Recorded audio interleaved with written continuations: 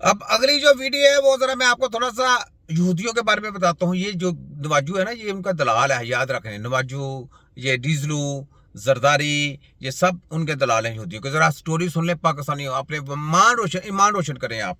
ये सुने सुने यहूदा था, इस नाम से जो भी बनी इसराइल में होता उसे यहूदी कहा जाने लगा। यहूदी एक कौम का नाम हो गया जिसको आज इंग्लिश में जीवस कहते हैं। ये दुनिया की बड़ी ही फसादी कौम है। पहले ही इन लोगों ने नबियों का कत्ल किया। ये लोग हक बात को कभी नहीं मानते थे। ये लोग हजरत जिक्रिया अलैहिस्सलाम के कातिल हैं, हजरत यहिया अलैहिस्सलाम के कातिल हैं, और हजरत ईसा अलैहिस्सलाम को भी सूली पर चढ़ाने के सारे इंतजाम इन्हीं लोगों ने किए। लेकिन दोस्तों, हमारा अकीदा ये है कि हजरत ईसा अलैहिस्सलाम को सूली नहीं दी गई, बल्कि अल्लाह ताला ने उनको जिंदा आसमानों पर उठा लिया था।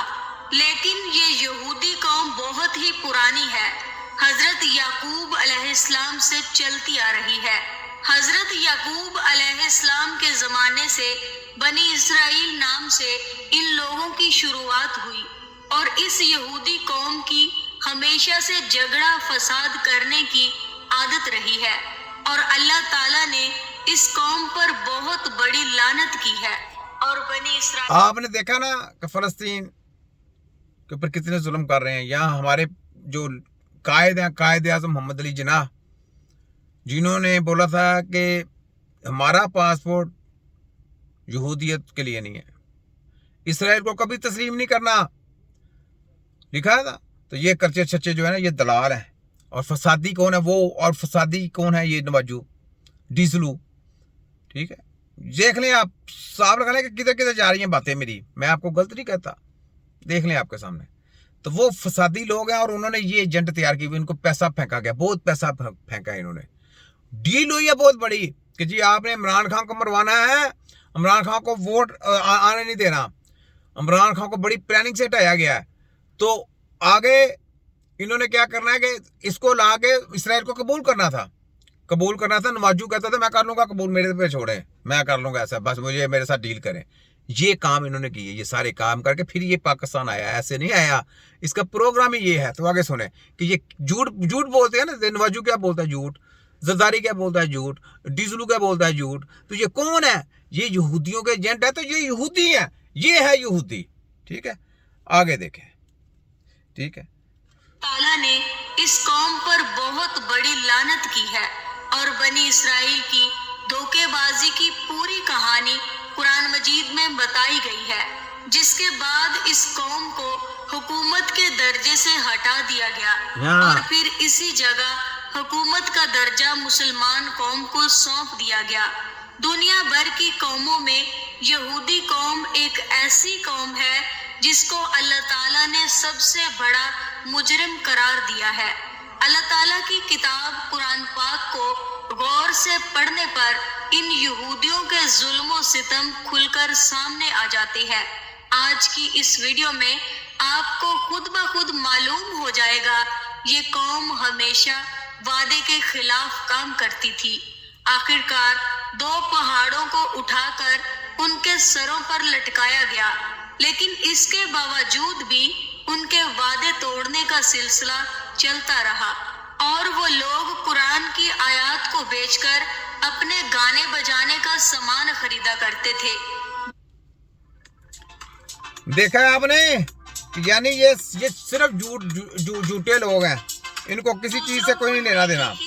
ठीक है, खाने पीने का इंतजाम जैसे कि अनाज, सब्जियां, फल वगैरह जमीन में ही उगा दिया जाए, जबकि रेगिस्तान की कड़क धूप से बचने के लिए भी अल्लाह ताला की तरफ से उन पर बादलों का साया किया जाता था। लेकिन इतना सब कुछ मिलने के बावजूद ये लोग अल्लाह ताला के सामने नहीं झुकते थे। फिर अल्लाह ताला ने उन्हें बस्ती में दाखिल होते वक्त माफी मांगने का हुक्म दिया। हालांकि हुक्म को मानने में किसी तरह की कोई परेशानी नहीं थी, लेकिन पता नहीं क्यों इस कौम ने अल्लाह तबारक ताला का हुक्म नहीं माना, जबकि अल्लाह ताला ने अपनी रहमत से اس بستی میں 12 قبیلوں کے لیے الگ الگ پانی کے چشمے پیدا کر دیے تاکہ ان لوگوں کا پانی کو لے کر کبھی بھی جھگڑا نہ ہو۔ مگر اس احسان کے باوجود بھی وہ لوگ اللہ تعالیٰ کے سارے نبیوں کی برائی کرتے، آسمان سے بھیجے گئے پیغمبروں کو قتل کرنے اور انہیں سولی پر لٹکانے سے بھی پیچھے نہیں ہٹتے تھے، اور انہوں نے ہی حضرت یحییٰ علیہ السلام کو قتل کروا دیا تھا، اور حضرت عیسیٰ علیہ السلام کو سلیب پر لٹکانے کا پلان بھی انہی لوگوں نے بنایا تھا۔